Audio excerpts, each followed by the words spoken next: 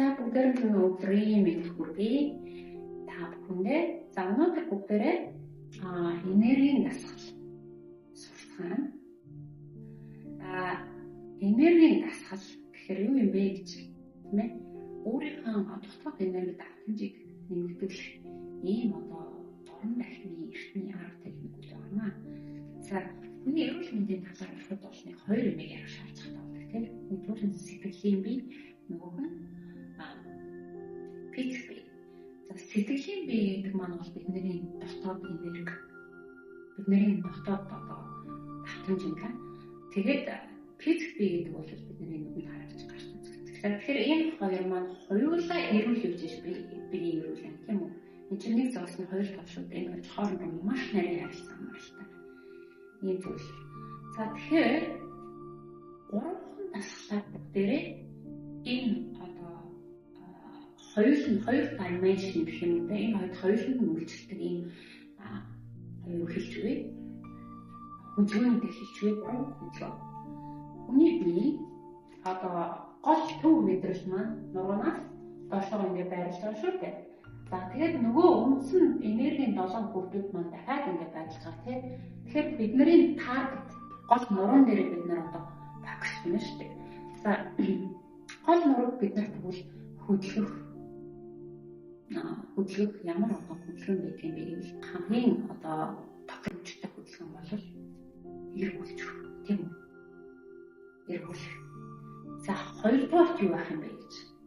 Нөгөө нуруугаа дагсан энэ юу вэ? Даралгаа хэлбэрээр юм давтамж үүсгэж байна. За дараагийн нь юу вэ гэхээр хүнлэн чиглэлд тэр хөдөлж байна. Ийм гурван хөдөлгөөнөөр бид нар өнөөдөр энерги давтамжийг нэмэгдүүлнэ. За эхний хөдөлгөөнийг хий. Бүгдээрээ анхаарал аваарай. Баг зэргийн хөлөө өрнөж жоохон захиад байгаа. Тэгээд баг зэргийн хөвдөг болох нь улаалтаа сууж өгнө. За тэгээд нуруугаа эргүүлж өгнө. За энийг эргүүлэхдээ анхаарах юм маань юу вэ гэвэл огцом хөдөлгөөн хийхгүй. Маш зөвшөөрөв. Бид нар энд юу үсгээд байгаа нэг давтамж үсгэж байна. Хөдөлгөөнөөр энергийн давтамжийг үсгэж байна.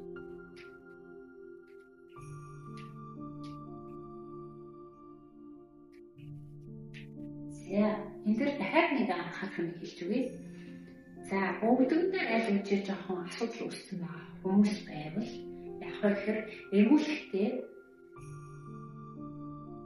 өсгийгээр үлмигээ ийш нь яваад өвдгөн дээр ирэх ачааллыг бууруулж өгнө.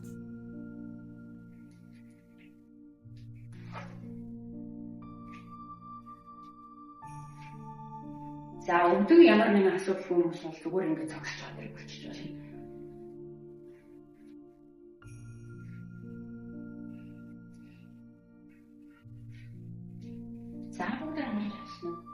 За бүгдээрээ хамтдаа энийг яг 3 минутын туршид хий.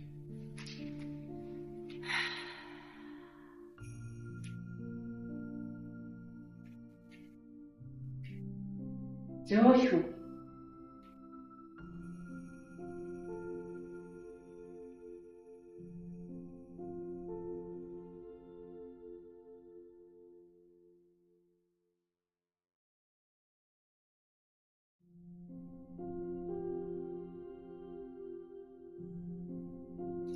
За аль хэдийн 1 минут хүрэхгүй хугацаанд миний нурууны хөлс жахарч эхэлж байна.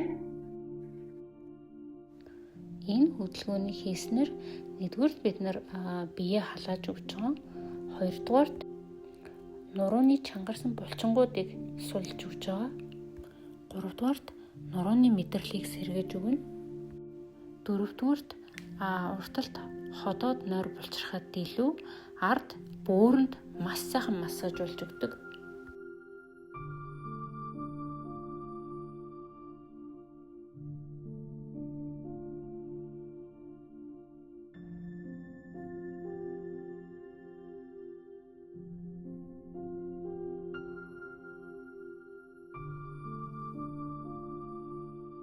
зөөлхөн. Огсон аюул бас хоёр гэн. Тийм учраас бүгдээ зөөлхөн явуулаарай. За, аюул жах хугацаанд гараа хаалж хараа.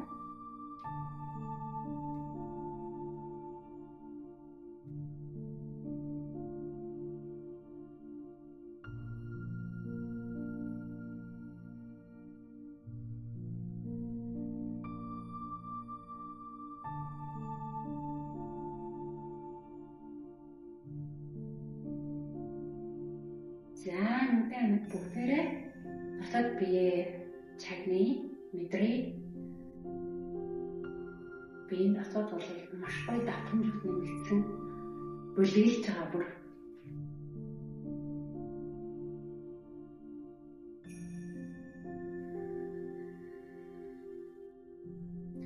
За, хоёрдугаар дасгалд орцохыг хэдүүлээ. Хоёрдугаар дасгал маань дахиад бид нар одоо нурууны гол дээр фокус хийх юм. Гэхдээ энэ удаад бид нар яах вэ гэхээр урдаас хойш хөдлөнө гэж байна. Хажуу талаас би харуулъя. За, энийг анхаарах хэрэгтэй. Дахиад өгдөг жоохон хагас суултын байдалтай. За, тэгээд өгдөг доошоос суугаад хөлийн эрхийн гурвны үзүүр харьцахгүй төвшин орч. Тийм ээ? Өгдөгөөс суулгасаар. За, тэгээд тэр төвшөнд ирэнгүүтээ нуруугаа түлхэж өгнө.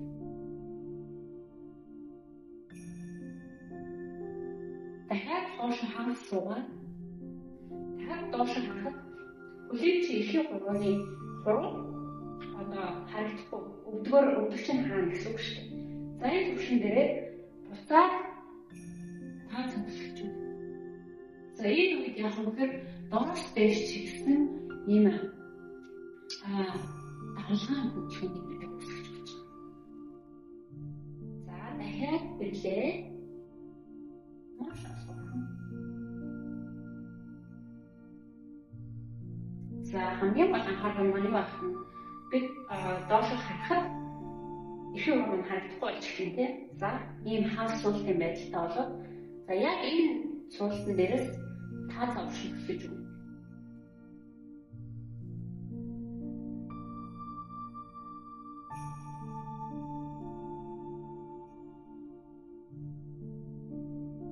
За, энийг бүгдээрээ урсгал хөдөлгөөнд оруулъя тийм ээ. Зөөлхөн.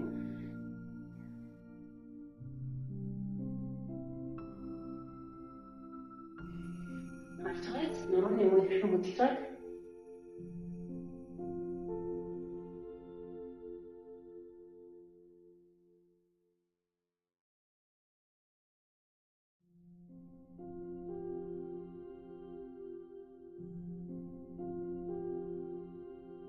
за, энэ бодлогын бүгдээрээ хамтдаа 5 минут орчим хийцгээе.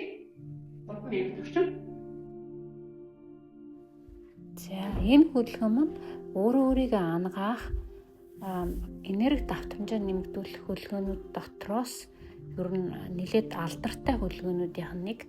Яагаад тэгэхээр энэхүү зөөлөн хэмнэлтэд давтамжт хөдөлгөөн маань нурууны үеүүдийг массажлж өгдөг. Мөн дотоод эргэтнүүдэд бол массажуулж өгдөг.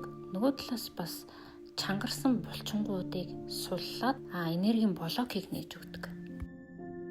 За, гарын дусны дахтарч чадварлыг өгсөн хэрэггүй гар нэгэн дээр илсчээж болно.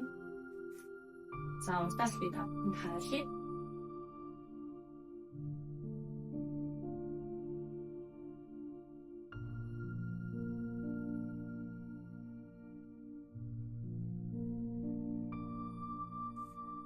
За, одоо шүү дээ. Хэдэн минут хийхэд ерөөс ингээд биеийн бүх хөлс ингээд гарцгаа. За, дараагийн 3 дахь хөдөлгөөн юу вэ гэж? Одоо бид нар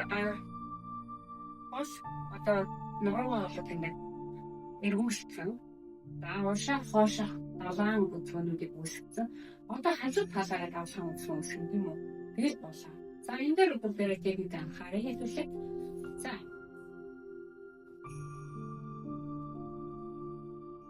Энэ хоёр хөл жоохон зайлшруулж болно. За, энэ дээр яг хөөхөр ташаа түлхээд гараад байж болох хамгийн одоо эсрэг чиглэл бүжгийг. За зөөлхөн хөдлөө. Дараа чи зүүн тал руугаа гараад хөшгөж өгвөл ташаагаа байж болох баруун тал руугаа хамгийн хүч одоо чарч өгнө. За энэ үед яах нь бидний нөгөө гол нуруу маань одоо хүндлэн байрлал давлгаа үзүүлж эхэлж шүү дээ.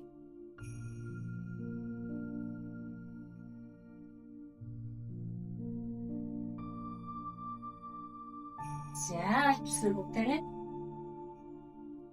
За энийг бүгдээ хамтдаа дахиад яг 3 минут хийцгээе. За энэ хөдөлгөөн маань бүр болоод нурууны тэр доод уюудын чилээг бол маш сайхан гаргаж өгдөг. Мөн нурууны доод хэсгүүдийн энергийн блокийг бол нээж өгдөг.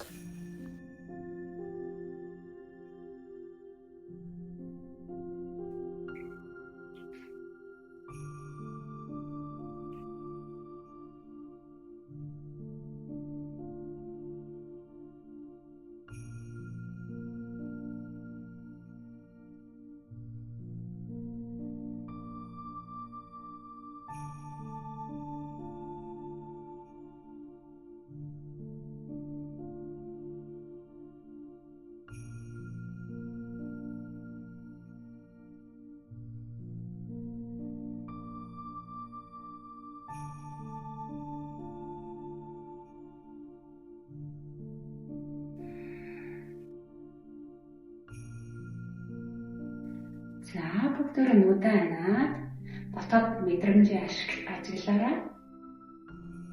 Биеийн дотоод давтамжуулаа маш их өндөр болно. Бүгдээрээ өөрийн дотоод энерги давтамжаа хэрхэн одоо өсгөж нэмэгдүүлэх юм бэ? Нөгөө үндсэн энергийн 7 бүртээ бид нэр яаж давтамжийг өндөр байлгах юм те? За нөгөө талаас физик биеийн дээрээ нурууны одоо дагуу уршиж байгаа гол мэдрэл төв мэдрэлээ бид нар яаж сэргийж өгөх юм бэ? Яаж ресет хийж өгөх юм бэ гэдэг ийм дасгалуудыг өнөөдөр үзлээ. За дараагийн сурлаар дараагийн дасгалаар бүгдээрээ хамтдаа стресс гэдэг юмны талаар ярилцсан. За тэгээд стрессээс бид нар хэрхэн яаж 10 минутанд ангижрах юм бэ гэдэг энэ дасгалыг бүгдээрээ хамтдаа үздэцгээнэ. За баяртай. Дараагийн хичээлээр уулзцгаая.